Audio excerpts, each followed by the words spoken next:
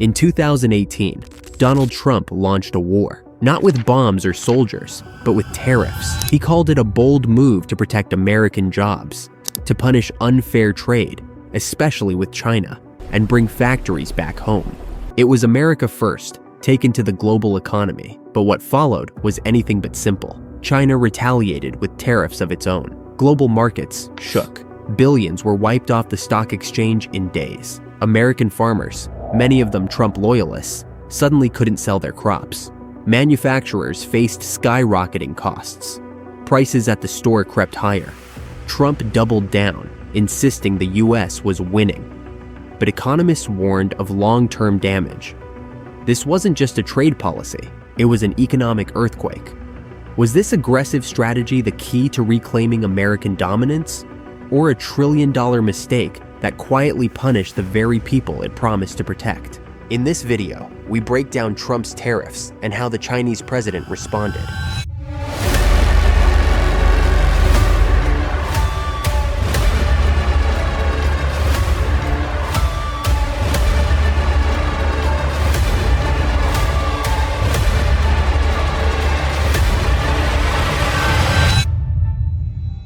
By 2018, America was importing far more than it exported.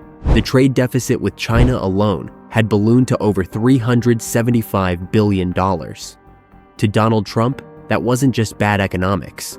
It was a national humiliation, a symbol of decline.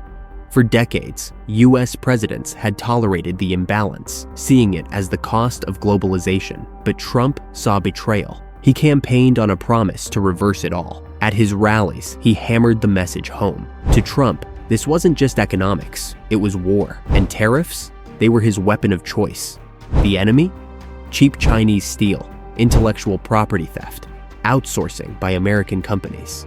In March 2018, Trump placed a 25% tariff on steel, 10% on aluminum. Allies were stunned. China was enraged. But to Trump, this was the long overdue correction. A strike for American strength. He was trying to rewrite the rules of global trade.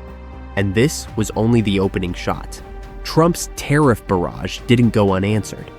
Within weeks, China struck back, slapping heavy tariffs on American soybeans, pork, automobiles, and whiskey. It was a direct hit to Trump's own political base. By the end of 2018, the US had imposed tariffs on over $250 billion worth of Chinese imports. From electronics to furniture to machine parts. China responded in kind, targeting an additional $110 billion of US goods. And it didn't stop there. The European Union, Canada, Mexico, all fired back with tariffs of their own, targeting Harley-Davidsons, bourbon, and US agricultural exports. Harley-Davidson, a symbol of American manufacturing, announced it would move some production overseas, just to avoid retaliatory tariffs. Tech companies scrambled too. This wasn't just US versus China anymore. It was a global economic wildfire. The idea behind tariffs sounds straightforward. Punish foreign companies, bring jobs back home, and give American industries a fighting chance. Tariffs aren't paid by the exporters. They're taxes on imports. From the moment Trump's tariffs hit, the effects rippled through the economy like a silent shockwave. At first, it was subtle. A few cents here, a couple of dollars there. But for working families already stretched thin, manufacturers felt the squeeze next. Tariffs on steel and aluminum meant higher costs for everything, from cars to soda cans.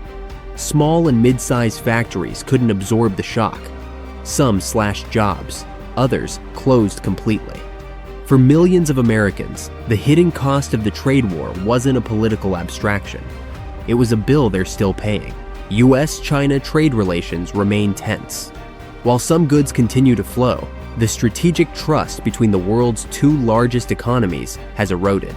In response to the instability, multinational corporations began moving supply chains away from China. Vietnam, India, and Mexico have emerged as new manufacturing hubs. For decades, the US championed global trade. Now, many allies view its policies as unpredictable. Trust has fractured. Trump promised to bring the jobs back, to protect American workers, to end what he called unfair trade. And in doing so, he launched a tariff war unlike anything seen in modern economic history. Was this bold leadership or reckless gambling? Because in a world held together by trade routes and trust, what happens when one man tries to rewrite the rules alone?